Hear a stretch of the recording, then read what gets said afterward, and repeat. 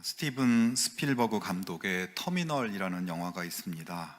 동유럽의 작은 나라 사람인 주인공 빅터 나보스키가 아버지의 오랜 꿈을 이루어드리기 위해서 미국 뉴욕으로 가는 여정에서 벌어진 일들을 보여주는 영화입니다. 주인공 빅터는 뉴욕 JFK 공항에 도착해서 미국 땅을 밟으려는 그 순간 굉장히 황당한 현실과 마주합니다. 그가 비행기를 타고 오는 몇 시간 동안 자신의 고국에서 쿠데타가 일어나 내전이 벌어진 것입니다. 미국 국무부는 빅터의 비자를 취소시켰고 그의 여권은 무효가 됐습니다. 미국에 입국하려는 빅터에게 심사관이 말합니다. 당신은 지금 어느 나라 사람도 아닙니다. 당신이 있을 수 있는 곳은 이 공항 안뿐입니다. 고국으로 돌아갈 항공편마저 끊긴 빅터는 결국 공항에 갇히게 되었습니다. 그렇게 미국과 자기 나라의 중간지대인 공항에서의 삶이 시작됩니다.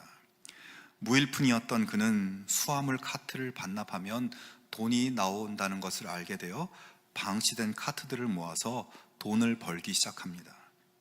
그렇게 마련한 돈으로 끼니를 해결하고 서점의 책자와 TV를 통해서 영어를 배우고 또 공항 직원들을 친구로 사귀면서 공항에서 잘 버텨나갑니다. 그렇게 공항에서 거주한 지 9개월째 고국에서 내전이 끝났다는 소식이 들려옵니다. 그 소식을 듣고 어떻게든 공항 밖으로 나가려고 노력했지만 또 여러 가지 방해에 부딪힙니다. 하지만 결국 빅터는 임시 비자를 발급받아서 공항을 나와 그렇게 원하던 미국 땅에 발을 디뎠고 아버지의 꿈을 이루어 드린 후 고국으로 돌아가는 것으로 영화는 끝납니다.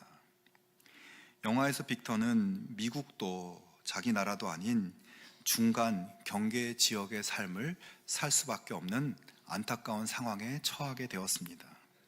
하지만 그는 나중에 그 경계 지역의 삶, 이도 저도 아닌 어정쩡한 삶에 적응하고 그곳을 제3의 나라로 여기며 살았습니다. 그곳에서 먹고 씻고 자고 돈을 벌고 TV를 보고 친구를 사귀며 그럭저럭 살 수 있게 되었습니다. 하지만 그는 그곳에서의 삶은 진정한 삶이 아니라 임시적인 삶일 뿐임을 잊지 않았고 자신이 정말 가야 하고 있어야 할 곳을 바라보았습니다. 그리고 마침내 용기를 내서 익숙한 경계 지역을 떠나 공항을 벗어났습니다. 이 영화를 보면서 저는 하나님의 자녀인 우리들의 삶의 모습을 대비해 볼 수 있었습니다. 하나님의 자녀인 우리는 지금 어디에 살고 있는가? 세상도 하나님도 아닌 그 사이에 경계 지역에 머물러 있진 않은가? 공항 안의 빅터처럼 이쪽도 저쪽도 아닌 그 자리를 편안하게 느끼며 우리가 있어야 할 그 자리로 나아가지 못하고 있지 않은가 생각해 보았습니다. 하나님을 믿는 하나님 자녀의 그 믿음의 삶으로 사는 것은 조금 부담스럽고 그렇다고 세상의 영역에 살기는 꺼림칙해서 엉거주춤한 자세로 공항 터미널에 살고 있지 않은지 돌아보게 되었습니다.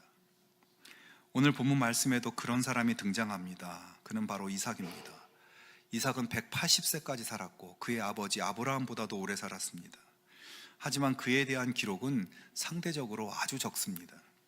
아브라함이나 야곱, 요셉 같은 인물들은 10장 이상의 내용이 창세기에 있지만 이 이삭의 이야기는 여기저기에 짧게 한두 마디 언급되다가 오늘 26장 이 한 장에 그가 주인공으로 등장할 뿐입니다. 그러나 이 짧은 한 장 속에 그의 삶을 통한 하나님의 중요한 메시지가 있습니다. 첫 번째로 나오는 이야기는 이삭이 흉년을 맞아 그랄이라는 곳으로 옮기게 되는 이야기입니다.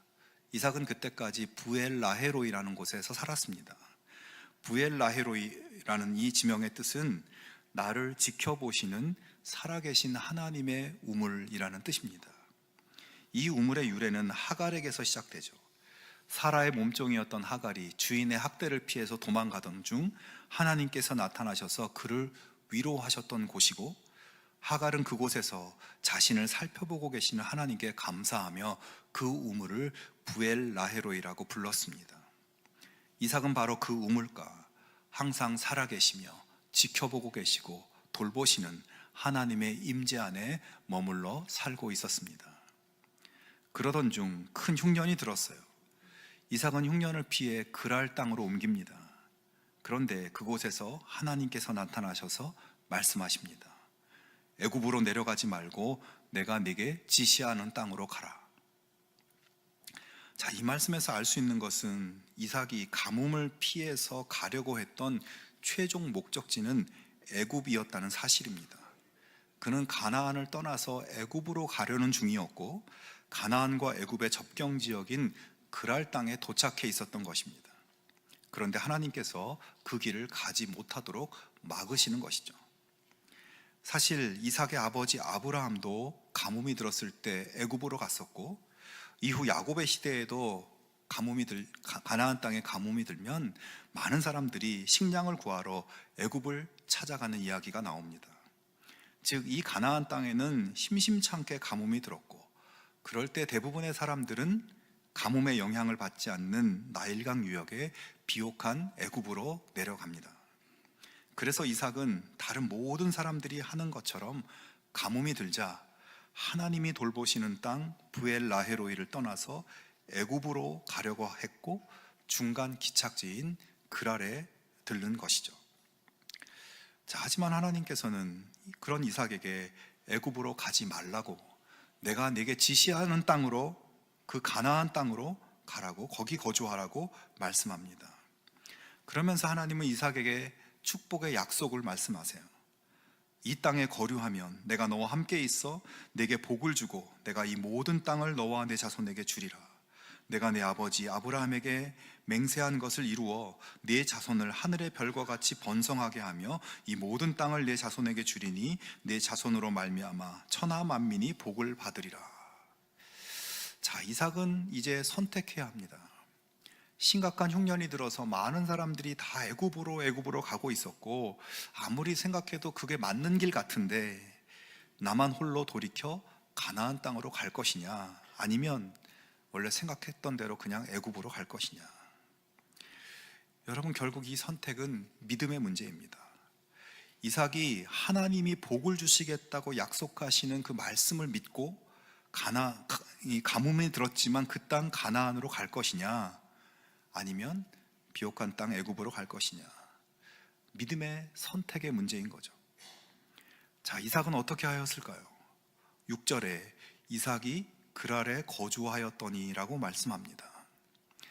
이 부분을 그냥 스쳐 지나가면 이삭이 하나님 말씀대로 애굽으로 내려가려다가 멈췄구나 생각할 수 있지만, 여러분, 이 그랄은 가나안도 아니고 애굽도 아닌 말 그대로 중간지대입니다. 하나님은 분명히 애굽으로 가려는 이삭에게 내가 너에게 지시하는 땅 가나안 땅에 거주하라고 했지 그랄 땅에 거주하라고 하지 않으셨어요. 지금 이삭은 애굽으로 가지 말라는 하나님 말씀은 들었지만 가나안 땅에 거주하라는 말씀은 듣지 않는, 하나님의 말씀을 반만 순종하는 자세를 보이고 있었던 것입니다. 그리고 그랄 땅에 잠시 있다가 가나안 땅으로 간 것도 아니었어요. 8절에 보면 이삭이 거기 오래 거주하였다라고 말합니다. 자, 이삭은 그렇게 그랄 땅에 주저앉아 버린 것입니다. 이삭은 하나님을 믿는 믿음이 아예 없었던 것은 아니었어요. 그는 하나님이 나를 살펴보시고 돌보시고 복을 주실 것임을 믿으면서도 현실을 보면 세상의 방법을 따르는 것이 합리적이고 옳아 보여서 믿음대로 행하지 못하고 어정쩡한 자세를 취하고 그 자세로 그 중간지대에 오래 거주하게 된 것입니다.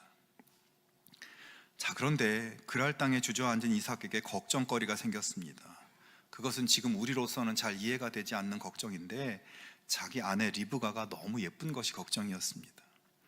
그 당시 고대 사회에서 이주자들의 삶은 굉장히 불안한 삶이었어요.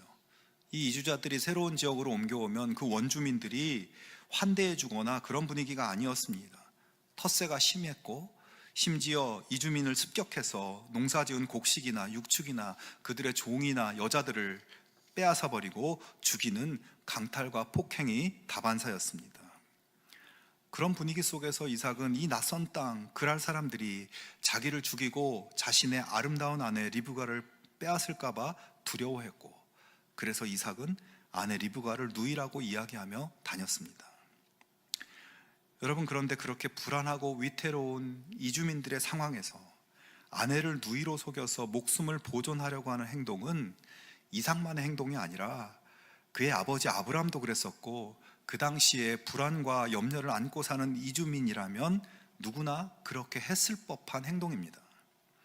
물론 이삭은 그런 행동이 분명히 문제가 있는 것을 모르지 않습니다. 아버지 아브라함이 그렇게 했을 때 하나님께서 책망하셨다는 것을 알고 있었고, 하나님이 원하지 않으시는 것임을 알고 있었습니다. 그러나 눈앞에 힘든 상황 때문에, 두려움 때문에 하나님을 믿지 않는 사람과 똑같이 행동하고 있는 것입니다.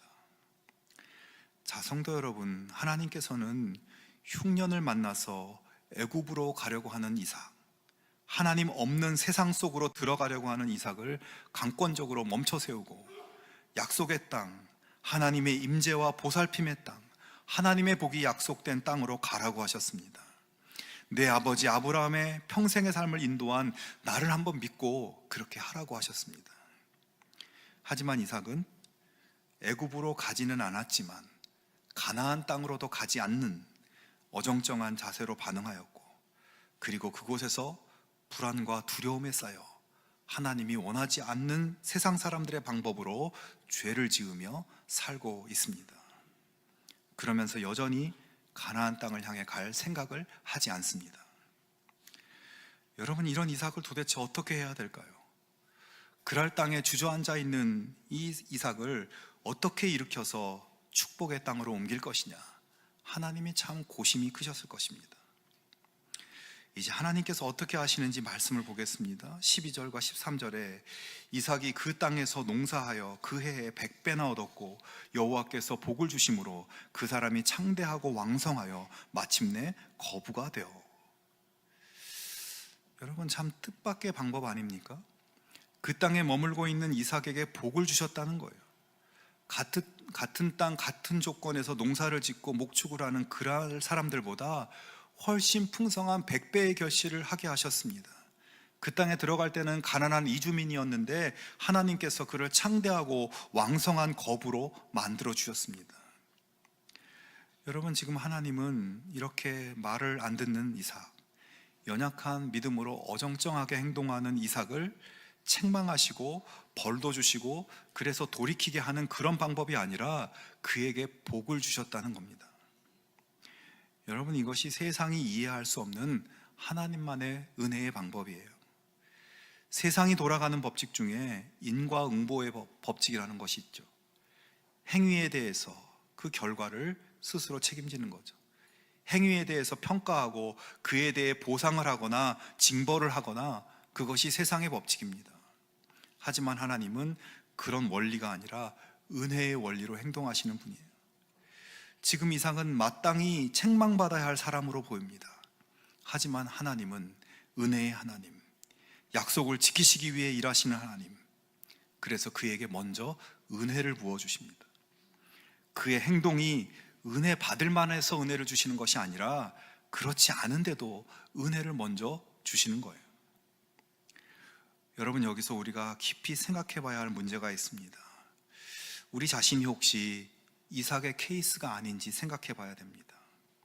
우선 나에게 믿음이 없지는 않지만 하나님의 축복에 약속된 믿음의 삶을 선택하지 못하고 어정쩡한 믿음 생활을 하고 있지 않은지, 예배와 기도는 형식적이고 일주일 사는 동안 하나님과 상관없이 세상 사람들이 사는 것처럼 똑같이 그렇게 살고, 믿는 사람인지 안 믿는 사람인지 구별이 안 되는 경계선에 살고 있지 않은지 돌아볼 수 있기를 바랍니다.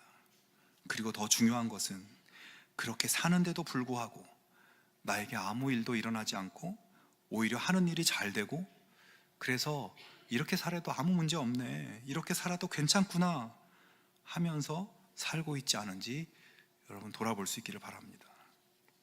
내가 하나님과 멀어져 있고 내 생각대로, 내 방법대로, 세상의 방법대로 사는데도 아무 문제가 없고 잘 되고 있다고 안심하고 있습니까? 여러분, 그 착각에서 벗어나야 합니다. 하나님은 그런 우리를 참고 계시는 것이고, 그렇게 사랑받을 만하지 않은 우리를 여전히 사랑하시며 은혜의 방법을 쓰고 계신다는 것을 기억할 수 있기를 바랍니다. 여러분, 우리가 지금 살아가는 모든 것이 하나님의 은혜로 된 것이지 내가 잘나서 내가 잘해서 그렇게 된 것이 아닙니다.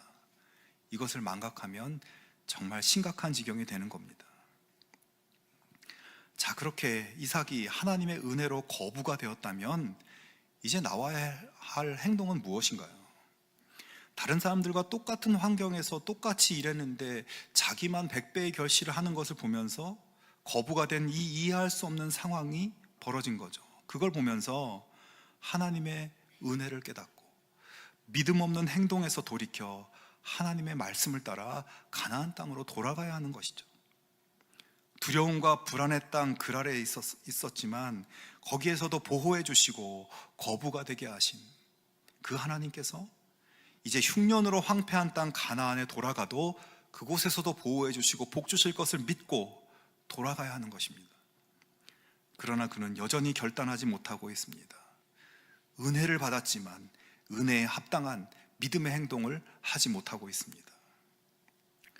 그러자 그 다음에 어떤 일이 일어났을까요? 하나님의 은혜로 부자가 된 이삭을 그 땅 사람들이 시기하며 해코지를 하기 시작합니다.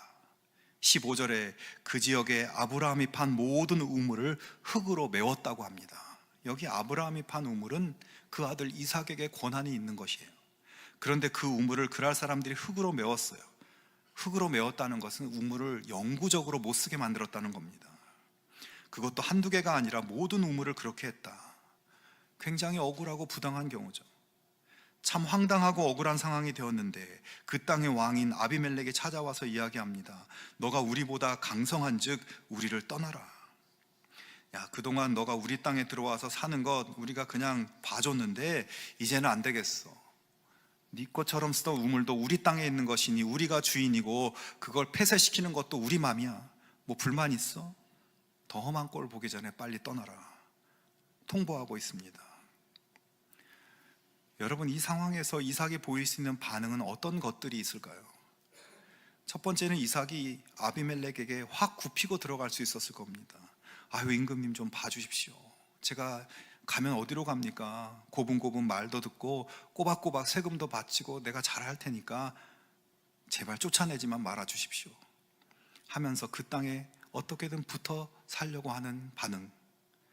그렇지 않으면 네, 알겠습니다. 그동안 신세 많이 졌습니다. 저는 이제 제가 믿는 하나님이 명하신 가나안 땅으로 돌아가겠습니다. 미련 없이 떠나는 행동 선택해 볼 수 있을 겁니다. 그러나 이삭은 어떻게 했을까요? 17절에 이삭이 그곳을 떠나 그랄 골짜기에 장막을 치고 거기 거류했다고 말씀합니다. 무슨 말인가 하면 그가 아직도 미련을 못 버리고 가나안 땅으로 가지 않고 그랄 땅 근처에 골짜기에 자리를 잡은 것입니다. 여전히 이도 저도 아닌 행동을 하고 있습니다. 참 이분이 보면 볼수록 답답한 양반이죠. 이삭은 그렇게 그랄 골짜기로 옮겨 거기서 살기 위해 우물들을 다시 팝니다. 다행히도 샘 근원을 발견해서 물을 얻을 수 있게 됐어요. 하지만 잠시 후 그랄 사람들이 어떻게 알았는지 거기까지 쫓아와서 우물을 뺐습니다. 할 수 없이 다른 우물을 팝니다. 다행히 또 우물이 나왔어요. 그런데 그랄 사람들이 또 와서 우물을 뺏어버립니다. 자, 여러분, 이 본문에서 지금 이삭이 팠다 하면 우물이 나와서 이게 별로 힘들어 보이지 않게 보일 수 있지만 이 지역에서 우물을 파는 것은 쉬운 일이 아닙니다. 적어도 30m 이상을 파 들어가야 겨우 수맥을 찾을 수 있었고 그렇게 판다고 다 찾아지는 것도 아닙니다. 정말 사력을 다해야 하고 비용도 굉장히 많이 듭니다. 오늘날에도 사막지대에서 30m가량 우물을 파려면 돈이 상당히 많이 든다고 합니다. 지금 이삭은 정말 힘들게 우물을 파고 또 팠지만 그때마다 우물을 빼앗겼어요. 얼마나 속상하고 괴로웠겠습니까? 고통스러운 마음으로 이제 이삭은 그랄 땅에서 상당히 멀찌감치 떠나서 다른 우물을 팝니다. 더 이상 그랄 사람들이 거기까지는 공격을 해오지 않았어요. 그리고 조금 후 이삭은 전에 아버지 아브라함이 살았고 번창했던 브엘세바로 올라갑니다. 흉년이 들어서 떠났던 땅이죠. 하나님이 돌아오라고 했지만 주저하며 가지 못했던 그 땅. 이 유약하고 온순한 늦둥이 외아들 이삭이 드디어 정말 어렵게 자기가 있어야 할 곳, 하나님이 지시하신 약속의 땅으로 돌아오게 되었습니다. 그런 이삭에게 그 밤에 하나님께서 다시 나타나 말씀하십니다. 나는 내 아버지 아브라함의 하나님이니 두려워하지 말라. 내 종 아브라함을 위하여 내가 너와 함께 있어 내게 복을 주어 내 자손이 번성하게 하리라. 자, 이삭은 이 하나님의 말씀에 감사하며 제단을 쌓고 하나님께 예배를 드립니다. 그는 하나님이 약속하신 축복의 땅인 가나안에 돌아와서 하나님께 드리는 예배를 회복하고 하나님의 복을 누리게 되었습니다. 여러분, 이 말씀을 통해서 주시는 하나님의 메시지를 집중해서 들으셔야 합니다. 우리의 삶에서 만나는 고통이나 어려움들, 많은 경우 하나님이 떠나라고 하는데 떠나지 않아 고통을 당한 이삭처럼 우리의 믿음 없는 행동의 결과일 때가 많습니다. 그러므로 우리 삶에서 어려움이나 문제를 만나면 가장 먼저 내가 하나님의 뜻에서 멀어진 행동, 나의 믿음 없는 선택이 어떤 것이었는지 깊이 돌아보고 나에게 믿음으로 순종하기 원하시는 하나님의 뜻이 무엇인지를 구하고 그 뜻을 향해 돌이킬 수 있어야 하는 것입니다. 그리고 여러분, 이삭이 그렇게 고집스럽게 글 아래 머물려고 하는 이 믿음 없는 행동을 한 결과 우물을 계속 억울하게 뺏기는 고난을 겪었지만 하나님께서는 그가 고난을 견디고 다시 일어설 수 있도록 계속 새로운 우물을 주셨고 마침내 하나님의 축복의 땅으로 그를 이끌어 주셨다는 사실을 기억해야 합니다. 이처럼 하나님은 약속을 지키기 위해 하나님의 자녀들이 고난 가운데 있을 때 지켜보시고 함께 하시고 하나님의 뜻을 깨닫고 그 뜻 가운데 돌아올 수 있도록 이겨낼 힘을 주시고 상황을 만들어 가시는 분이시라는 것을 여러분 믿으실 수 있기를 바랍니다. 성도 여러분, 힘들고 어려운 삶의 문제가 닥쳤을 때 그 문제를 묵상하지 말고 나와 함께 하시는 하나님이 나를 어디로 인도하시려고 하는 것인지 그 뜻을 찾고 구하고 두들길 수 있기를 바랍니다. 하나님은 그런 우리들에게 가르쳐 주시고 견딜 수 있는 힘도 주시고 복된 삶으로 인도해 주실 것입니다.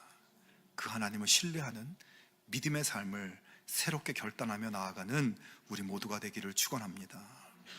성도 여러분, 이삭이 하나님 뜻을 받아들이지 않고 하나님을 믿는 일, 하나님께 순종하는 일에 엉거주춤한 자세로 반응하고 기대에 어긋나고 실망시켜 드렸지만 하나님은 그를 포기하지 않으시고 하나님의 품으로 축복의 땅 브엘세바로 돌아오게 하셨어요. 이 브엘세바라는 지명에서 브엘은 우물이고 세바는 맹세라는 뜻입니다. 즉 맹세의 우물이라는 뜻이에요. 지금 이삭은 맹세의 우물로 돌아온 것입니다. 무슨 맹세인가요? 나에게 복을 주시겠다고 약속하신 하나님의 맹세입니다. 그리고 지금 그렇게 맹세하신 하나님께서 맹세하신 그대로 풍성한 복을 누리게 하신 것을 감사하며 맹세의 우물에서 하나님께 찬양하며 예배하고 있습니다. 여러분, 이삭의 하나님이 우리의 하나님이십니다. 이삭에게 행하셨던 것처럼 우리를 위해서도 일하십니다. 우리의 엉거주춤한 믿음의 자세를 돌이켜 진짜 하나님의 복을 누리는 그 삶으로 인도하기 위해 은혜의 선물을 베풀어 주시고 우리의 어정쩡함 때문에 생긴 고난과 어려움 속에서도 함께 동행하시고 그 어려움을 풀어 주십니다. 하나님은 맹세하셨는데 내가 믿지 못해서 가지 못하는 나의 믿음의 삶의 자리로 여러분 나아가실 수 있기를 바랍니다. 어정쩡한 믿음 생활을 청산하고 힘써서 하나님 자녀의 신실한 생활로 나아갈 수 있기를 바랍니다. 세상 사람들과는 다른 믿음을 선택할 때 주어지는 축복의 자리, 여러분의 브엘세바로 나아갈 수 있기를 바랍니다. 여러분의 브엘세바에서 나에게 약속하신 하나님의 축복의 맹세가 이루어지는 것을 바라보며 감사와 기쁨으로 살아가는 우리 모두가 되기를 주님의 이름으로 축원합니다.